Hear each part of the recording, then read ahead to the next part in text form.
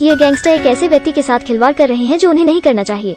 देर रात हो चुकी थी। वो गली में एक लड़की को धमका रहे थे। ठीक उसी समय, हेलो रुको, क्या कर रहे हो? एक बूढ़ा आदमी उन पर आरोप लगाता है और धमकी देता है। तिरस्कार से भरे चेहरे के साथ गैंगस्टर जोर जोर से हंसते हैं कि एक 80 साल का व्यक्ति उनके साथ खिलवाड़ करना चाहता है। लेकिन कुछ समय बाद बूढ़ा आदमी एक आदमी को एक मुक्के से गिरा देता है। दूसरे उसे देखते हैं। बूढ़ा उनके सामने शांत रहता है। वो नहीं जानता कि इस दुनिया के नियम बदल गए हैं। गैंगस्टर ने उसे बिना किसी दया के मारा। उन्हें परवाह नहीं थी कि वो कितने साल का है। वो अंततः मौत के घाट उतार दिया गया। लेकिन ये गैंगस्टर नहीं जानते कि उन्होंने गलत व्यक्ति के साथ खिलवाड़ किया है। बूढ़ा कोई आम इंसान नहीं था। इस क्षेत्र में पुराना तोपखाना था। वो एक प्रसिद्ध गैंगस्टर बॉस हुआ करता था, जिनका वास्तविक खतरनाक जीवन हुआ करता था, जो अब इन अनियंत्रित कमीनों द्वारा मौत के घाट उतार दिया गया था। दूसरे देश में रहने वाले उसके भाई ने उसकी मौत की खबर सुनी। यह खबर उसे पागल कर देती है। वो क्रूर लियुई है। पहली बार किसी निजी विमान से वापस लंदन जा रहा था। उसे अपने भाई का बदला लेना था। लंदन पहुंचकर लियुई अपने पुराने गैंगस्टरों को इकट्ठा करता है। रॉय एक अत्याचारी। उनके पास एक असाधारण बहादुरी है। दूसरों को सताना उसका गुण है। वो स्पष्ट रूप से देखने की क्षमता रखता है कि कौन झूठ बोल रहा है। आर्थर जो कानून जानता है, वो सभी अस्थायी क्रोध और दुष्ट चालों के बारे में है। कोई उसका अपमान करने की हिम्मत नहीं करता। कसाई एक उग्र रूप। 10 मिनट के अंदर वो एक व्यक्ति को मार सकता है। भले ही इन लोगों को रिटायर हुए 20 साल हो गए हों और अब बूढ़े हो गए हों, लेकिन उनकी आत्मा अभी भी जल रही है। वो सभी क्रूर हैं। लियुई उस व्यक्ति का पता लगाने की कसम खाता है जिसने उसके भाई को मार डाला था, और उससे बदला लेने की। वो पुलिस के हस्तक्षेप को नजरअंदाज करता है। अपराध स्थल पर पहुंचकर एक खून के धब्बे के अलावा अन्य सभी सुराग पुलिस के नियंत्रण में थे। सुराग लेने के अलावा जैक को खोजने के लिए लियुई शंकु। जैक भी एक असली गैंगस्टर है। वो भी सत्ता हासिल करने के लिए साठगांठ कर रहा है। वो शहर के नियमों को नियंत्रित करने के लिए भी अपनी शक्ति का उपयोग करता है। इस युग में बोहाओ और रेलों के अलावा समुद्र की दूसरी ओर लियू और जैक हैं। अंतर यह है कि वो दोनों बहादुरी से पीछे हट गए। जो रहने के लिए विदेश चला गया और करोड़पति बन गया। अतीत में जैक के हाथ में एक सुराग था। बहुत उच्च गुणवत्ता वाला रिकॉर्ड नहीं, केवल एक चीज जो दिखाई देती है वो है एक लड़की। सुराग के आधार पर लियुई ने लड़की को ढूंढ लिया, जिस लड़की को उसके भाई ने बचाया था। वो उसे बताती है। लियुई एक नाम पहचानता था, आरोन। वो एक गैंगस्टर संगठन का नेता है, साथ ही हत्यारा जिसने अपने भाई की हत्या की। उसे यह जानने की जरूरत नहीं है कि वो किस संगठन में है। उसे यह जानने की जरूरत नहीं है कि उसके पास कितने लोग हैं। जब उसने अपने भाई को मारने की हिम्मत की, जो कोई भी उसके भाई की मृत्यु से संबंधित है, वो उन सभी को मार डालेगा। उसके बाद वो सब कुछ व्यापार करना चाहता है। जिप्सी में सबसे अछूत वो है। उसका नाम पाओ है। यहाँ तक उन सभी की उम्र 80 वर्ष से अधिक है। भूरे बालों से भरा सिर, लेकिन हर कोई ऊर्जा से भरा है और हुनर भरपूर। उस वर्ष वो थे। उन्होंने शहर के भूमिगत कानून को नियंत्रित किया। उनके द्वारा निर्धारित नियमों का इस्तेमाल किया शहर की व्यवस्था को दबाने के लिए। लेकिन 20 साल बाद वो सेवानिवृत्त हो गए। कोई पहले से ही चीजों को गड़बड़ाना चाहता था और इतने अनुचित हो रहे थे। वो बेहद क्रूर हैं।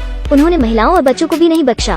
पुलिस उन्हें भड़काने की भी हिम्मत नहीं करती। दुख की बात है कि यह उनके समय का अंत है। यह क्रूर गैंगस्टर ने 80 साल से अधिक उम्र के व्यक्ति को मार डाला। उन्होंने ऐसा नहीं सोचा था। एक बूढ़े आदमी की पृष्ठभूमि निश्चित रूप से कुछ ऐसा नहीं है जिसे वो उकसा सकते हैं। उन्होंने किसी ऐसे व्यक्ति के साथ खिलवाड़ किया जो उन्हें कभी नहीं करना चाहिए था। वो अपना बदला शुरू करते हैं। हारून बहुत चालाक आदमी है। हर कोई नहीं जानता कि वो अब कहाँ है, तो उन्होंने अपने जूनियर से एक्शन लेना शुरू किया। रॉय ने हारून के 2 गुर्गों को पकड़ा। वो केवल बूढ़ों का एक झुंड देखते हैं जिनके चेहरे पर तिरस्कार है। वो उन बूढ़ों को कोस रहे थे।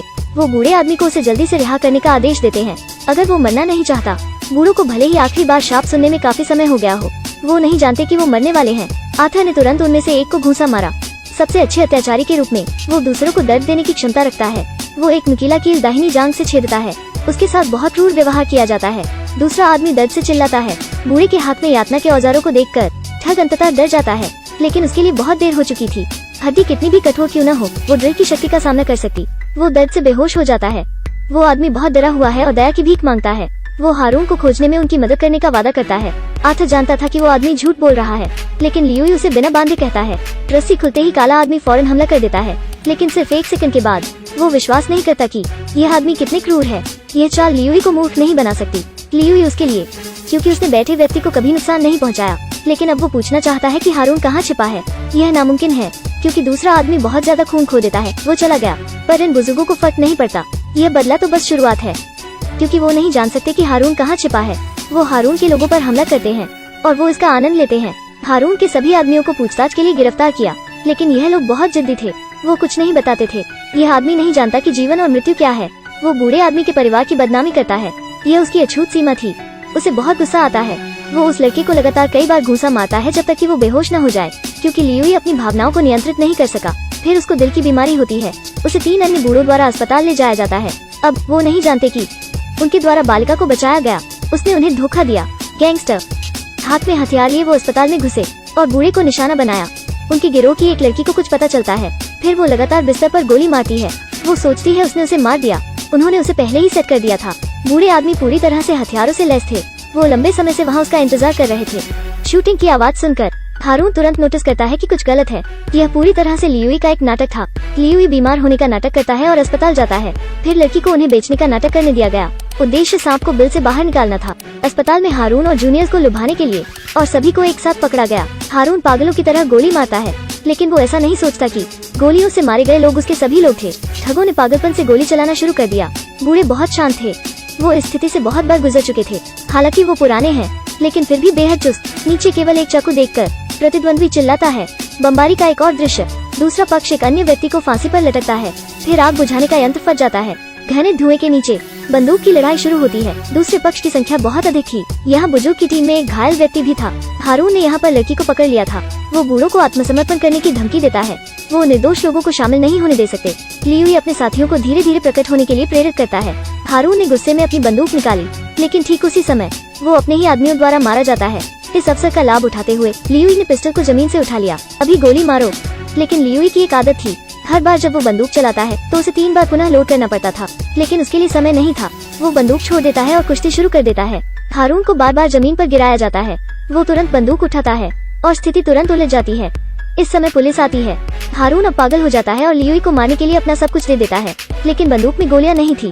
पुलिस एक ब्रेक इन टीम का नेतृत्व करती है और हारून पर अपनी बंदूकें तानती है और उसे मार डालती है। लियुई की योजना में सब कुछ था, पुलिस तूफान सहित, जिसमें बदमाशों को खदेड़ने के लिए पुलिस का हाथ उधार लेना भी शामिल है। उसने सब कुछ योजना बनाई थी। अब पीड़ित के रूप में पुलिस भी इनका कुछ नहीं कर सकती। क्या एक बुद्धिमान, एक बार प्रसिद्ध गैंगस्टर, वो न केवल बहादुरी पर निर्भर था बल्कि उसके पास एक रणनीति भी थी। 4 बूढ़े आदमी जिनकी उम्र 80 से अधिक है, साथ में वो एक पूरे विशाल गिरोह को नष्ट कर देते हैं। और भाई का बदला, कोई नहीं जानता कि यह तो बस शुरुआत है। एक लियुई जिसे चुप्पी पसंद नहीं है, उसने अभी तक नहीं छोड़ा था। वो रहना चुनता है, जबकि यह दुनिया पहले जैसी नहीं रही। अभी भी नियम होना चाहिए। वो पुराने नियम को रीसेट करना चाहता है। आज के युवाओं को पढ़ाना कि दुनिया को न्याय और नियमों की जरूरत है। इसका मतलब यह नहीं है कि यदि आप एक उत्साही युवा हैं, तो आप खुद को बढ़ा चढ़ा कर बता सकते हैं। इस दुनिया में हमेशा ऐसी चीजें होती हैं जिन्हें छुआ नहीं जा सकता, जैसे यह और यह। अगर आपने पहले कुत्ते को पीट पीट कर मार नहीं डाला होता, उस लड़की को घसीटा नहीं होता और बूढ़े आदमी को मौत के घाट नहीं उतारा होता, तो उनकी किस्मत अलग होती है ना।